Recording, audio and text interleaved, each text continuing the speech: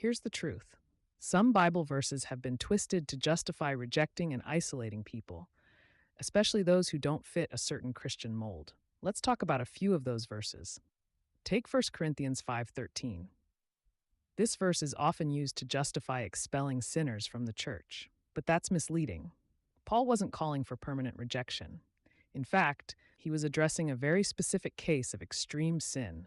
A man was in an incestuous relationship with his own mother that even the pagans condemned. Paul's ultimate goal was restoration, not exclusion. He even urged the church to restore this person later on in 2 Corinthians 2, verse 6 to 8.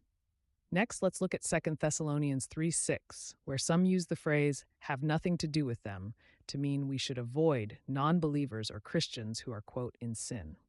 But in context, Paul was dealing with people who were disruptive and lazy, not those struggling with faith. In fact, he made it clear in 1 Corinthians 5, verse 10, that Christians shouldn't withdraw from sinners altogether, but rather engage in restoration. Ephesians 5:11 is another one. Have nothing to do with fruitless deeds of darkness, but expose them. Many use it to say we should have nothing to do with people in sin. Worse, some use it to justify judging others, saying they are exposing sin. Newsflash, that's not what Paul was saying.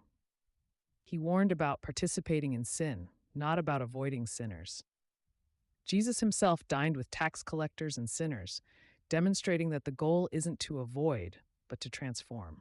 As far as exposing sin, the key is fruitless. By avoiding evil, you are exposing its lack of appeal, letting your light shine, not being the sin police. And of course, there's the verse from 2 Corinthians 6, verse 14, which is often used to say Christians shouldn't have close relationships with non believers. The real message here is about unequal yoking in the sense of shared purpose and commitment. It's about making sure your close relationships are built on the same foundational values, not about cutting off anyone who doesn't share your faith. Finally, there is Jesus' words in Matthew saying, if a brother sins against you, treat him as you would a pagan. The problem, people ignore the against you and use this to justify isolating and shunning those who sin. But they have their ears closed, because here Jesus is clearly talking about if someone does something to you personally, not just anybody who sins. The Bible is about love, not isolation. In this YouTube series, we're going to take a deep dive into the Bible to expose how it's been misused to harm rather than help others. The Bible isn't a tool for rejection, it's a guide to love.